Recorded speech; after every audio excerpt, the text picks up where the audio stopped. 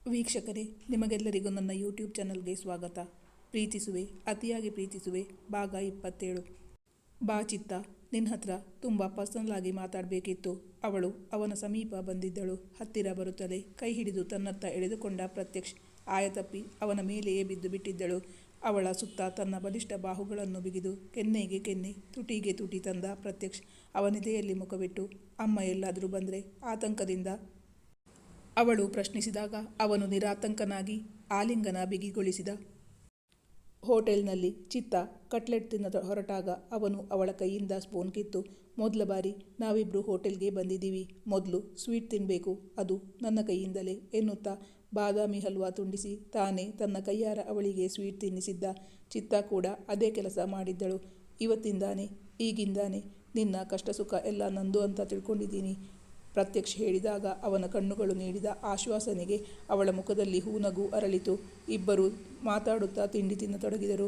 ಪ್ರತ್ಯಕ್ಷ್ಗೆ ತನ್ನ ಫ್ಯಾಮಿಲಿಯ ಬಗ್ಗೆ ಯಾವ ವಿಷಯವನ್ನು ಅವಳಿಂದ ಮುಚ್ಚುಮರೆ ಮಾಡುವ ಮನಸ್ಸಾಗಲಿಲ್ಲ. ಆದ್ದರಿಂದ ಇಂದು ಚಿಕಿತ್ಸಾ ಬಳಿ ವಿವರಿಸತೊಡಗಿದ. ಪ್ರತ್ಯಕ್ಷನ ತಾತ ನಾರಾಯಣರಾವ್ ಅವರು ಅಗರ್ಭ ಶ್ರೀಮಂತರು. ಅವರ ಇಬ್ಬರು ಮಕ್ಕಳಲ್ಲಿ ದೊಡ್ಡವಳೆ ಮಹತಿ. ಅವಳಿಗೊಬ್ಬ ತಮ್ಮನಿದ್ದ. ಅವನು 7ನೇ ಕ್ಲಾಸಲ್ಲಿ ಕಲಿಯುತ್ತಿದ್ದಾಗ ಆಕ್ಸಿಡೆಂಟ್ ಒಂದರಲ್ಲಿ ಮಡಿದಿದ್ದ. ಅಂದಿನಿಂದ ಮಹತಿಯವರ ತಾಯಿ ಶ್ರೀಮತಿಯವರು ತುಂಬ ನೊಂದುಕೊಂಡಿದ್ದರು. ಮಗನ ಮರಣ ಅವರನ್ನು ಇನ್ನಿಲ್ಲದಂತೆ ಜರ್ಜರಿತರನ್ನಾಗಿ ಮಾಡಿತ್ತು. ಪುತ್ರಶೋಕಂ ನಿರಂತರಂ ಅನ್ನುತ್ತಾರಲ್ಲ, ಹಾಗೆಯೇ ಅವರು ಆ ಆಘಾತದಿಂದ ಚೇತರಿಸಿಕೊಳ್ಳಲೇ ಇಲ್ಲ. ಶ್ರೀಮತಿಯವರಿಗೆ ವೈರಾಗ್ಯ ಮೂಡಿತ್ತು. ಮತ್ತೆ 4 ವರ್ಷದಲ್ಲಿ ಅವರು ಇಹಲೋಕ ತ್ಯಜಿಸಿದ್ದರು. ತಂದೆ ಮಗಳಿಬ್ಬರು ತಮ್ಮ ಮನೆಯ ಇಬ್ಬರು ಸದಸ್ಯರನ್ನು ಕಳೆದುಕೊಂಡು ಅತೀವ ದುಃಖಸಾಗರದಲ್ಲಿ ಇದ್ದ ಸಂದರ್ಭದಲ್ಲಿ ಅವರ ಕಂಪನಿಗೆ ಮ್ಯಾನೇಜರ್ ಆಗಿ ಸೇರಿದವರೇ ಶ್ರೀನಿವಾಸ್. ನೋಡಲು ಆಜಾನುಬಾಹು ಸುಂದರ ಯುವಕ, ಅತ್ಯಂತ ಬುದ್ಧಿವಂತ. ಅವನಿಗೆ ತನ್ನವರು ಎಂದು ಹೇಳಿಕೊಳ್ಳಲು ಯಾರೂ ಇರಲಿಲ್ಲ. ತಂದೆ ತಾಯಿಯನ್ನು ಕಳೆದುಕೊಂಡ ಶ್ರೀನಿವಾಸ್ ದೂರದ ನೆಂಟರ ಮನೆಯಲ್ಲಿದ್ದು ವಿದ್ಯಾಭ್ಯಾಸ ಪೂರೈಸಿದ್ದ. ಆಘಾತದ ಮೇಲೆ ಆಘಾತ ಎದುರಿಸಿದ ನಾರಾಯಣ್ ಅವರಿಗೆ ಮಗಳೇ ಸರ್ವಸ್ವವಾಗಿದ್ದಳು. ತನ್ನ ಏಕೈಕ ಸಹೋದರನನ್ನು ಕಳೆದುಕೊಂಡ ಮಹತಿ ತಮ್ಮನ ಸಾವಿನಿಂದಾಗಿ ಇನ್ನಿಲ್ಲದ ಆಘಾತಕ್ಕೆ ಒಳಗಾಗಿದ್ದಳು. ಕೂತರೆ ನಿಂತರೆ ತಮ್ಮನ ನೆನಪು ಕಾಡುತ್ತಿತ್ತು. ಅವಳಿಗೆ ಓದಿನಲ್ಲಿ ಆಸಕ್ತಿ ಕಡಿಮೆಯಾಗಿತ್ತು. ಅವಳು PUC ಮುಗಿಸುವಾಗ ವರ್ಷ 20 ಕಳೆದಿತ್ತು. ಅವಳನ್ನು ಗಂಡನ ಮನೆಗೆ ಕಳುಹಿಸಿ ತಾವು ಒಬ್ಬರೇ ಆ ಭವ್ಯ ಬಂಗಲೆಯಲ್ಲಿರಲು ತಂದೆ ನಾರಾಯಣ್ ಅವರಿಗೆ ಮನಸ್ಸಾಗಲಿಲ್ಲ. ಆದ್ದರಿಂದ ಅನಾಥನಾದ ಶ್ರೀನಿವಾಸ್ನನ್ನೇ ತಮ್ಮ ಮನೆಯಾಳಿಯ ಮಾಡಿಕೊಳ್ಳಬೇಕೆಂದು ನಿರ್ಧರಿಸಿದ್ದರು. ತಮ್ಮ ಮಗಳಿಗೆ 21 ವರ್ಷ ಕಳೆಯುತ್ತಿದ್ದಂತೆಯೇ ಮದುವೆ ಮಾಡಿ ಮುಗಿಸಿದ್ದರು ನಾರಾಯಣ್. ಶ್ರೀನಿವಾಸ್ ಅವರಿಗೆ ಮಾವನ ಆಸ್ತಿ ಮೇಲೆ ಕಣ್ಣಿತ್ತು. ವಿದ್ಯಾಭ್ಯಾಸ, ಬುದ್ಧಿವಂತಿಕೆ, ಸೌಂದರ್ಯ ಯಾವುದರಲ್ಲೂ ತನಗೆ ಸರಿಸಮಾನಳಲ್ಲದ ಮಹತಿ ಮೇಲೆ ಅವರಿಗೆ ಯಾವ ಆಸಕ್ತಿಯೂ ಇರಲಿಲ್ಲ.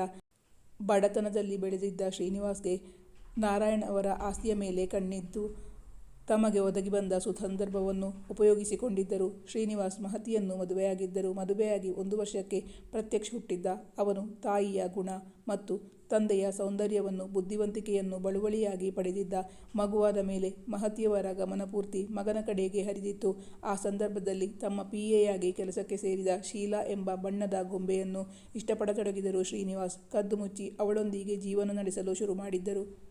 ದಿನಗಳು ಕಳೆಯುತ್ತಿದ್ದಂತೆಯೇ ನಾರಾಯಣ್ ಅವರು ಅಳಿಯನಿಗೆ ಆಫೀಸ್ನ ಜವಾಬ್ದಾರಿಗಳನ್ನು ವಹಿಸಿ ಪುಣ್ಯಕ್ಷೇತ್ರಗಳಿಗೆ ಹೋಗಿ ಬಂದಿದ್ದರು. ಸಾಧು ಸ್ವಭಾವದ ಮಹತಿಯವರನ್ನು ಯಾಮಾರಿಸುವುದು ತುಂಬ ಸುಲಭದ ಕೆಲಸವಾಗಿತ್ತು ಶ್ರೀನಿವಾಸ್ಗೆ. ಬಿಸ್ನೆಸ್ ಟೂರ್ ನೆಪವೊಡ್ಡಿ ಶೀಲಾ ಜೊತೆ ಆರಾಮವಾಗಿ ಸುತ್ತುತ್ತಿದ್ದರು. ಶ್ರೀನಿವಾಸ್ ನಂಬಿದ ಪತಿ ತಮಗೆ ಈ ರೀತಿ ಅನ್ಯಾಯ ಮಾಡಬಹುದು ಎಂದು ಮಹತಿಯವರು ಕನಸು ಮನಸ್ಸಲ್ಲೂ ಅಂದುಕೊಂಡಿರಲಿಲ್ಲ. ಅವರು ಎಚ್ಚೆತ್ತುಕೊಳ್ಳುವ ಸಂದರ್ಭದಲ್ಲಿ ಪರಿಸ್ಥಿತಿ ಕೈಮೀರಿ ಹೋಗಿತ್ತು.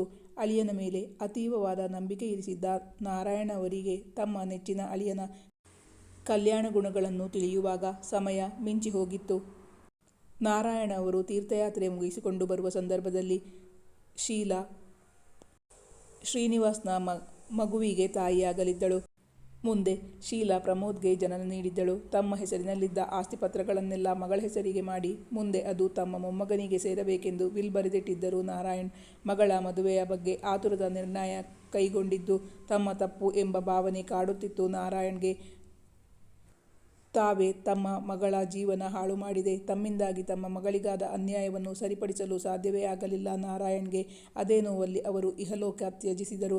ಅವರ ಮರಣಾನಂತರ ಶ್ರೀನಿವಾಸ್ ಅವರಿಗೆ ತಮ್ಮ ತಪ್ಪಿನ ಅರಿವಾಗಿತ್ತು. ಪಾಪ ಮಹತಿಯವರಿಗೆ ಒಂದಾದ ಮೇಲೊಂದು ಆಘಾತ ತಡೆಯಲಾಗುತ್ತಿಲ್ಲ.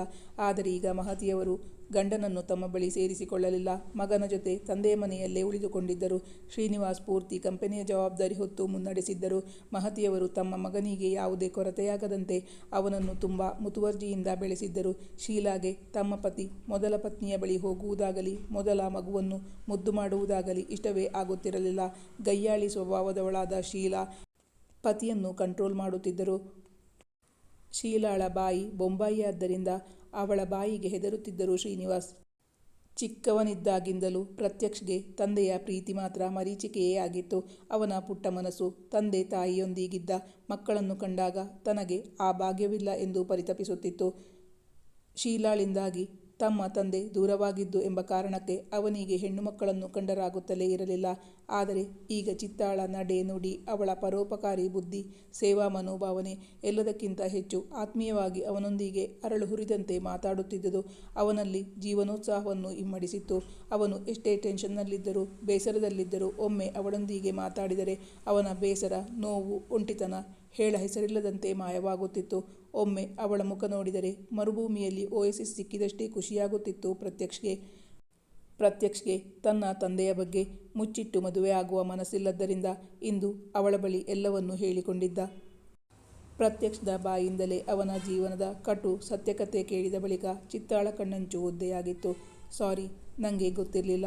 ನಾನು ಶ್ರೀಮಂತರು ಅಂದರೆ ಅವರಿಗೆ ಎಲ್ಲ ಸುಖ, ಸಂತೋಷ, ನೆಮ್ಮದಿ ಇರುತ್ತೆ ಅಂತಾನೆ ಅಂದ್ಕೊಂಡಿದ್ದೆ.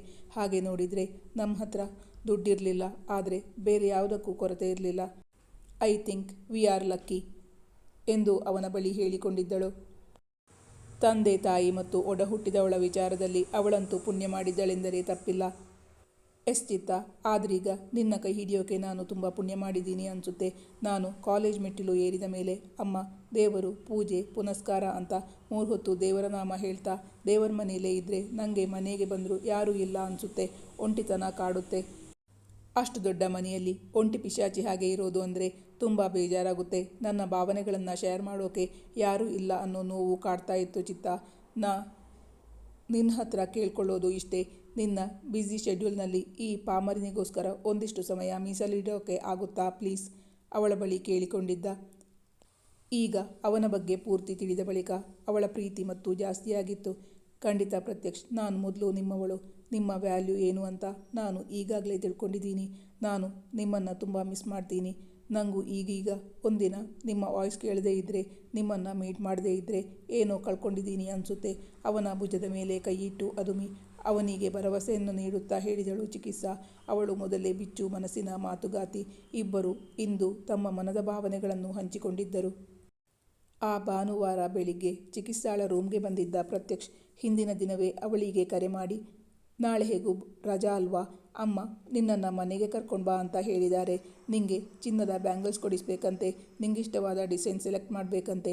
ನಾಳೆ ಬೆಳಿಗ್ಗೆ ಹೊರಟು ರೆಡಿಯಾಗಿರು, ನಾನು ಬಂದು ನಿನ್ನ ಪಿಕ್ ಮಾಡ್ತೀನಿ. ಮೊದಲು ಮನೆಗೆ ಬಾ, ಆಮೇಲೆ ಎಲ್ಲರೂ ಜ್ಯುವೆಲರಿ ಶಾಪ್ಗೆ ಹೋಗೋಣ ಎಂದಿದ್ದರಿಂದ ಬೆಳಗಿನ ತಿಂಡಿ ಕೂಡ ತಿನ್ನದೆ ಅವನಿಗಾಗಿ ಕಾದಿದ್ದಳು ಚಿಕಿತ್ಸಾ. ಬೆಳಗಿನ ತಿಂಡಿಗೆ ಚಿಕಿತ್ಸಾ ತಾನೇ ತನ್ನ ಕೈಯಾರ ಪುಳಿಯೋಗರೆ ರೆಡಿ ಮಾಡಿಟ್ಟಿದ್ದಳು. ಇಂದು ಮೊದಲ ಬಾರಿ ಅವಳ ಕೈಯಡುಗೆ ತಿನ್ನುವ ಸುಯೋಗ ಸಿಕ್ಕಿತ್ತು ಪ್ರತ್ಯಕ್ಷಗೆ. ಪ್ರತ್ಯಕ್ಷನ ಮನೆಯಲ್ಲಿ ಯಾವಾಗಲೂ ರಾಮಜ್ಜ ಮಾಡಿದ ಅಡುಗೆಯನ್ನು ಊಟ ಮಾಡುತ್ತಿದ್ದರು. ಚಿಕಿತ್ಸಾ ತನ್ನ ಕೈಯಾರೆ ಅವನಿಗೆ ತಿಂಡಿ ತಿನಿಸು ತೊಡಗಿದಾಗ ಅವನ ಮನಸ್ಸು ಸಂಭ್ರಮದಿಂದ ಆಕಾಶದಲ್ಲಿ ತೇಲಾಡುತ್ತಿತ್ತು. ಮಹತಿಯವರು ಹುಟ್ಟು ಶ್ರೀಮಂತರಾದ್ದರಿಂದ ಅವರ ಮನೆಯಲ್ಲಿ ಅಡುಗೆಯವರೇ ಅಡುಗೆ ಮಾಡುತ್ತಿದ್ದುದು ಅವನು ಚಿಕ್ಕವನಿದ್ದಾಗ ಊಟ ಮಾಡಿಸಿರಬಹುದು. ಆದರೆ ಈಗ ಬೆಳೆದು ದೊಡ್ಡವನಾದ ಬಳಿಕ ಅವರೆಂದು ಮಗನಿಗೆ ಕೈತುತ್ತು ಹಾಕಿ ಊಟ ಮಾಡಿಸಿದ ನೆನಪೇ ಇಲ್ಲ ಪ್ರತ್ಯಕ್ಷಗೆ. ಇಂದು ಅವಳಾಗಿಯೇ ಪ್ರೀತಿಯಿಂದ ಅವನ ಪಕ್ಕದಲ್ಲಿ ಕುಳಿತು ಕೈತುತ್ತು ಹಾಕಿ ಪುಳಿಯೋಗರೆ ತಿನಿಸುತ್ತಿರಬೇಕಾದರೆ ಆ ಖುಷಿಯೇ ಬೇರೆ ಎನಿಸಿತವನಿಗೆ. Thank you darling. ಜೀವನದ ಚಿಕ್ಕ ಪುಟ್ಟ ಕ್ಷಣಗಳನ್ನು ಸೆಲೆಬ್ರೇಟ್ ಮಾಡೋದು ಅಂದರೆ ಇದೆ ಅಲ್ವಾ. ನಾನು ಅದೆಷ್ಟು ದಿನಗಳಿಂದ ಇಂತಹ ಮಧುರವಾದ ಸಿಹಿ ಕ್ಷಣಗಳಿಗೋಸ್ಕರ ಕಾಯ್ತಾ ಇದ್ದೆ. ಅಪ್ಪ, ಅಮ್ಮ, ಮಕ್ಕಳು ಒಟ್ಟಿಗೆ ಕಳೆಯೋ ಸುಮಧುರ ಕ್ಷಣಕ್ಕಾಗಿ ನಾನು ಕಾದಿದ್ದೇ ಬಂತು. ನನ್ನ ಜೀವನದಲ್ಲಂತೂ ಅದು ಮರೀಚಿಕೆ ಅಂದ್ಕೊಂಡಿದ್ದೆ. ಈಗ ನನ್ನ ಕೈ ಹಿಡಿಯೋ ಹುಡುಗಿಯಿಂದ ಅನಿರೀಕ್ಷಿತವಾಗಿ ನಾನು ಬಯಸಿದ ಸುಂದರ ಕ್ಷಣಗಳು ಸಿಗುತ್ತೆ ಅಂದಾಗ ನನ್ನಷ್ಟು ಸುಖಿ ಬೇರೆ ಯಾರೂ ಇಲ್ಲ ಪ್ರತ್ಯಕ್ಷ್ ಎಂದು ಭಾವುಕನಾಗಿ ಹೇಳಿ, ಮತ್ತೆ ಇಷ್ಟು ರುಚಿಯಾಗಿ ತಿಂಡಿ ಮಾಡಿಕೊಟ್ಟಿದ್ದು ಅಲ್ಲದೆ ಅನ್ನಪೂರ್ಣೆಯಂಗೆ ತಿನ್ನಿಸ್ತಾ ಇದ್ದೀಯಲ್ಲ, ಈ ಸುದಿನವನ್ನು ನಾನು ನನ್ನ ಜೀವಮಾನದಲ್ಲಿ ಮರೆಯೋಕ್ಕಾಗಲ್ಲ ಎಂದವನು ಅವಳ ಕೈಗೆ ಮುತ್ತಿಟ್ಟು ನೀನು ತುಂಬ ಚೆನ್ನಾಗಿ ಅಡುಗೆನೂ ಮಾಡ್ತೀಯಾ, ಎಲ್ಲಿ ಕಲಿತೆ ಇದನ್ನೆಲ್ಲ ಅಚ್ಚರಿಯಿಂದ ಕೇಳಿದ್ದ. ನಮ್ಮಮ್ಮ ನನಗೆ ಎಲ್ಲನೂ ಹೇಳ್ಕೊಟ್ಟಿದ್ದಾರೆ, ಕ್ರೆಡಿಟ್ ಎಲ್ಲ ನಮ್ಮಪ್ಪ ಅಮ್ಮಂಗೆ ಸಲ್ಲಬೇಕು ಎಂದು ಉತ್ತರಿಸಿದ್ದಳು ಚಿಕಿತ್ಸಾ. ಮುಂದಿನ ಸಂಚಿಕೆಯಲ್ಲಿ ನಿರೀಕ್ಷಿಸಿ. ಬಾ ಚಿತ್ತ, ನಿನ್ನ ಹತ್ರ ತುಂಬ ಪರ್ಸನಲ್ ಆಗಿ ಮಾತಾಡಬೇಕಿತ್ತು ಎಂದವನು ಹೇಳಿ ಅವಳು ಅವನ ಸಮೀಪ ಬಂದಿದ್ದಳು. ಅವಳು ಹತ್ತಿರ ಬರುತ್ತಲೇ ಕೈ ಹಿಡಿದು ತನ್ನತ್ತ ಎಳೆದುಕೊಂಡ. ಅವಳಿಗೆ ತೀರಾ ಅನಿರೀಕ್ಷಿತವಾಗಿತ್ತಲ್ಲ. ಅವಳು ಆಯ ತಪ್ಪಿ ಅವನ ಮೈ ಮೇಲೆ ಬಿದ್ದು ಬಿಟ್ಟಿದ್ದಳು. ಅವಳ ಮುದ್ದಾದ ಹೂವಿನಷ್ಟೇ ಮೃದುವಾದ ದೇಹ ಅವನ ಮೇಲೆ ಬಿದ್ದು ಬಿಟ್ಟಿತ್ತು. ವೀಕ್ಷಕರೇ, ಕೋಲ್ಡ್ ಆಗಿರೋದ್ರಿಂದ ವಾಯ್ಸ್ ಸ್ವಲ್ಪ ಕೆಟ್ಟಿದೆ, ಕೇಳೋಕ್ಕಾಗಲ್ಲ ಅಂದರೆ ಮ್ಯೂಟ್ ಮಾಡಿಕೊಂಡು ಓದ್ಕೊಂಡು ಬಿಡಿ.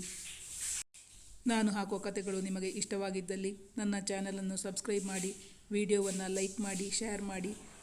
ನಿಮ್ಮ ಅನಿಸಿಕೆ ಅಭಿಪ್ರಾಯಗಳನ್ನು ಕಮೆಂಟ್ ಮಾಡಿ ತಿಳಿಸೋದನ್ನು ಮರಿಬೇಡಿ. Thank you for watching.